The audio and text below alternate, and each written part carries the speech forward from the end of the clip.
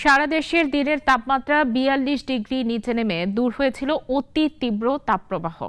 তবে আজ থেকে ফের তাপমাত্রা বাড়ছে জানিয়েছে আবহাওয়া অফিস। সঙ্গে আর্দ্রতা দেশজুড়ে জনজীবনে অস্বস্তি বাড়াচ্ছে, হাসপাতালগুলোতে ভিড় বাড়ছে। প্রতিনিধিদের পাঠানো তথ্য ছবিতে জানাচ্ছেন সিরাজুল মনির শুভ। রাজধানী সহ দেশের ৪৫টির বেশি জেলার উপর দিয়ে বইছে তীব্র তাপপ্রবাহ।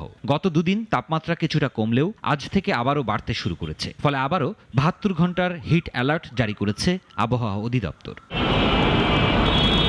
অতিষ্ঠ হয়ে উঠেছে জনজীবন। নারায়ণগঞ্জে সকাল গড়িয়ে বেলা হতেই তপ্ত হয়ে উঠছে পথঘাট, বেড়েছে লোডশেডিং। গরম থেকে বাঁচাতে বিভিন্ন পয়েন্টে পথচারী ও খেটে খাওয়াদের পানি সরবরাহ করছেন স্বেচ্ছাসেবীরা। মানুষের যে চলাচল করতেছে, অনেক পানি পিপাসা লাগতেছে গরমে, এটা খুব ভালো একটা কাজ হয়েছে। বেটার জায়গাতে বেড়াইতেছে তো সবসময় পানি পাওয়া যায় না, গরম প্রচুর গরম। তীব্র থেকে অতি তীব্র তাপদাহ, সাথে কড়া রোদ আর অসহ্য গরমে অতিষ্ঠ চুয়াডাঙ্গার মানুষ। গরম থেকে বাঁচতে ইস্তেস্কার নামাজ আদায় করেছেন এলাকাবাসী। ইস্তেস্কার নামাজ আদায় করলাম। এই নামাজ আদায় করার পরে আমরা দোয়া করলাম মহান আল্লাহর দরবারে সবার প্রতি যাতে সেই রহমতের বৃষ্টি বর্ষিত হয়, এই নামাজ আদায় করে সেই দোয়া করলাম। তাপে ত্রাহি অবস্থা মানুষের। তীব্র গরমের মধ্যে গতকালও সর্বোচ্চ তাপমাত্রা যৌথভাবে চুয়াডাঙ্গায় রেকর্ড করা হয়েছে।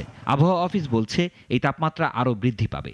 বাংলাদেশ আবহাওয়া অধিদপ্তরের পক্ষ থেকে ৩ দিনের তাপপ্রবাহের সতর্কতা জারি করা হয়েছে এবং এর সাথে জলীয় বাষ্পের আধিক্যের কারণে অস্বস্তি কিছুটা বৃদ্ধি পেতে পারে। এবং দেশের যে কয়টি জেলার উপর দিয়ে তাপপ্রবাহ বয়ে যাচ্ছে তার মধ্যে মেহেরপুর জেলা অন্যতম। তাপপ্রবাহে এ জেলার জনজীবন হয়ে পড়েছে বিপর্যস্ত। ঘরে বাইরে কোথাও এক মুহূর্ত স্বস্তি মিলছে না যশোরে। চারপাশে কাঠফাটা রোদ আর তাপ উঠছে মাটি থেকে। সবচেয়ে বেশি বিপাকে শ্রমজীবী মানুষ। টাইনে ধরতেছে, ফ্রিজ তো গলে গেছে রোদে।